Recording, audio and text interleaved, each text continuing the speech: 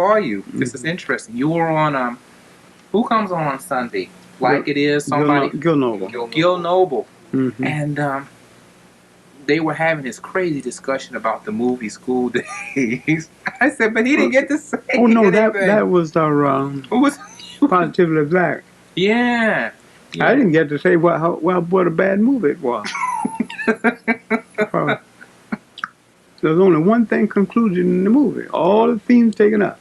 Only one thing concluded: the seduction of a black girl. Right. You're absolutely The South right. African was brought up, not concluded. That's right. The color thing brought up, not concluded. Right. One thing was concluded. That's right. Black man putting a black girl on the auction block and trading her though she's a piece of flesh. That's right. That succeeded. That they did conclude that because they tried to end it. One end to the other. They ended it with this wake up concept, and it was like that was too late. It was too late. Yeah. If you're going to use a theme like this, then that theme should work its way throughout the total of the picture. Right. Through the dialogue and through the action. Right. Then there should be, if you're going to have sororities, there should be somebody saying that the Greeks had no sororities or fraternities before they came in contact with the Africans. Why are you talking about Greek fraternities and sororities? Why don't you take it back to African base and use the original other than the carbon copy? You know. Yeah, right? Someone should say that. Yeah, you know. So then, where do we get this term of, where do we get black Greeks from? Yeah, I'm talking about balancing. Yeah. Balancing, the thing. And when somebody bring up this colored business, someone should be, when we all arrived here on slave boats, there wasn't nobody, we were all black. Yeah, right? Yeah, man.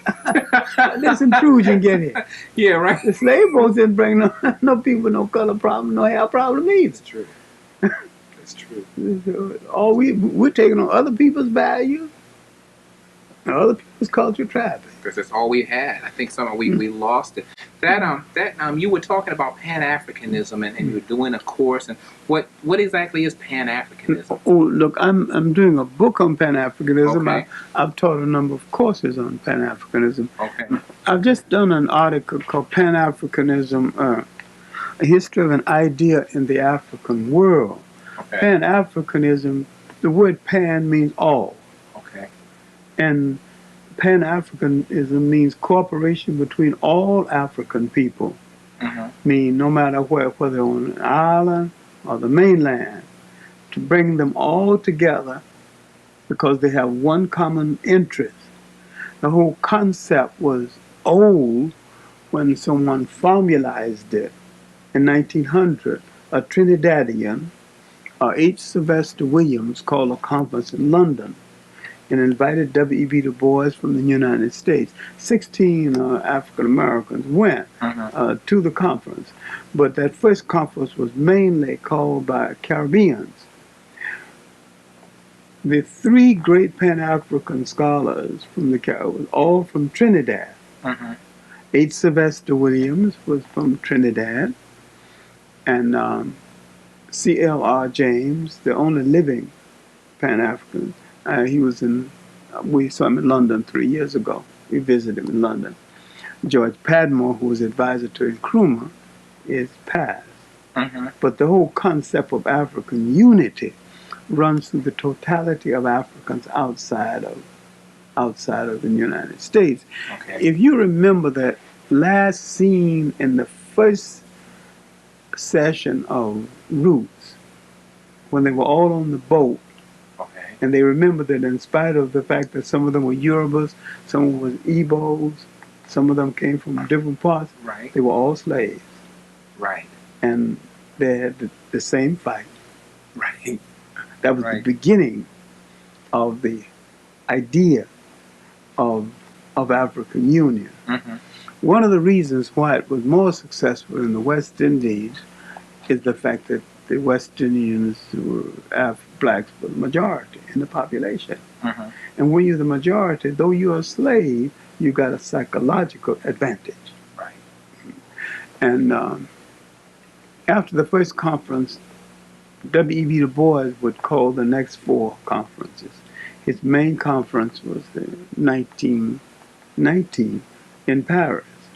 We recruited the help of the great Senegalese commission, Blaise Jean, Okay.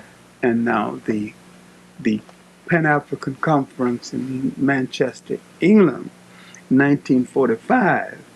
The West Indians and the Africans were back in charge of the conference. And it was here that the underpinnings and the theory that went into the concept of African independent states were laid. Nkrumah was one of the conveners. George Padmore was one of the conveners. Peter Abrahams, the South African.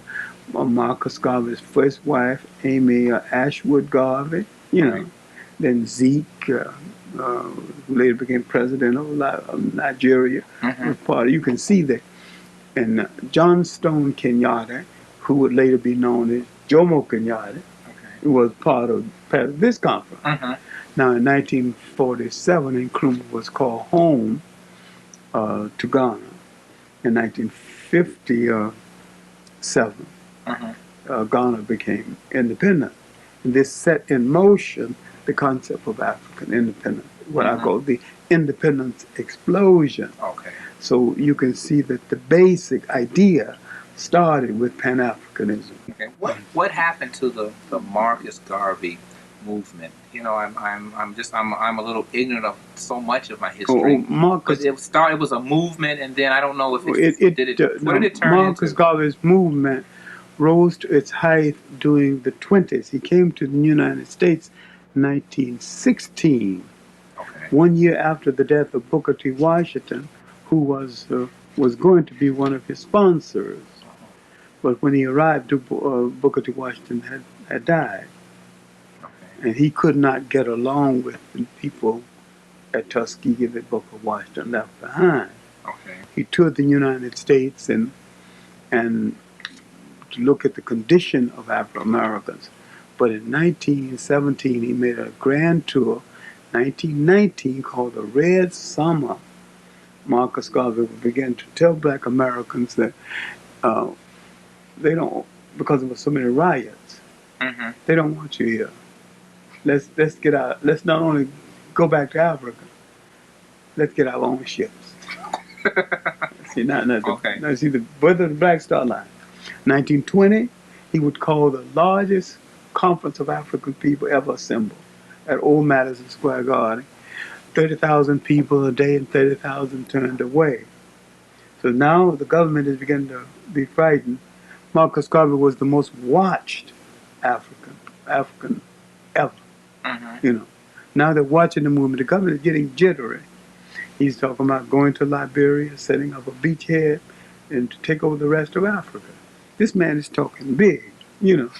Real big time. And he's saying himself, he is the provincial president of Africa. I mean, that's no small thing. He proclaimed himself the president of a continent. Right. Yeah. And he got more followers than anyone else. But the main thing we need to remember about Marcus Garvey is that the whole idea of African redemption was here before Marcus Garvey. The idea of reclaiming, going back to Africa was here. The idea of colonization back to Africa was 100 years before he was here. But Marcus Garvey introduced a missing substance, the idea of African people managing a state one more time. Managing and controlling their own lives. A whole state, top to bottom. Everything. Did he succeed with any of it, or did he they succeeded kill him? with the idea. They didn't kill him, except not physically.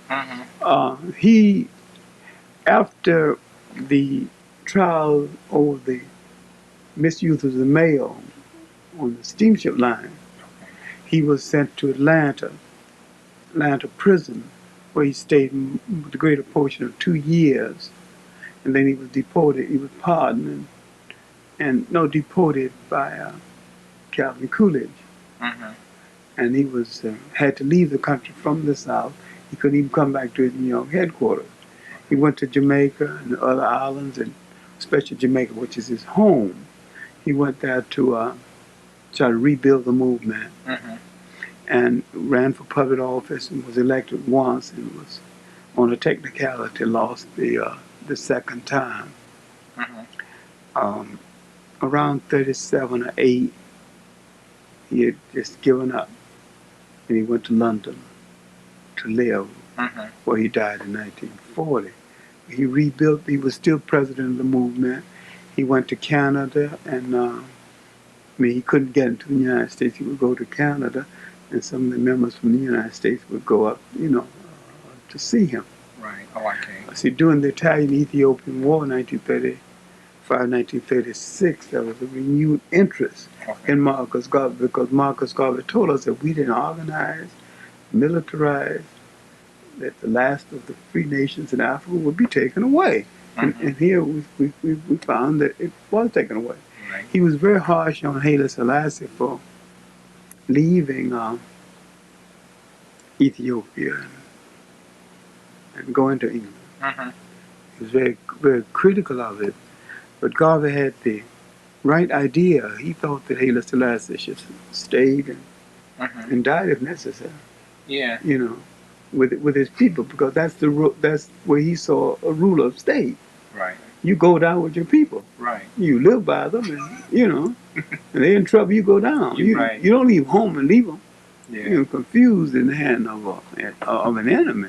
Yeah, that happens a lot. It's still happening. What do you think? In as much as dawned on me when you were just speaking about him being deported and going back to Africa. Going back to Jamaica. Going back to Jamaica. What it brought to mind was James Baldwin, who recently died, and who was, when he died, was living in France, in exile. Yeah, in self-imposed exile. Were you familiar with him, or some of the reasons behind? I know him well, but Baldwin told me, and at Cornell University last year, he said that you have to leave the United States to feel like a total man. He feels cramped in the United States, and that his best writing is done when he's away from it. He went to his first book was finished in Switzerland. He said he'd been working on it 10 years. But he finished it in Switzerland in 3 months. He said one thing about Switzerland and Turkey. He said that nobody spoke his language, and he didn't speak theirs. And so the isolation was perfect. Yeah. I never thought about it from that perspective, but it makes a lot of sense. He could motion to enough people to get some bread, get breakfast. That's a good perspective.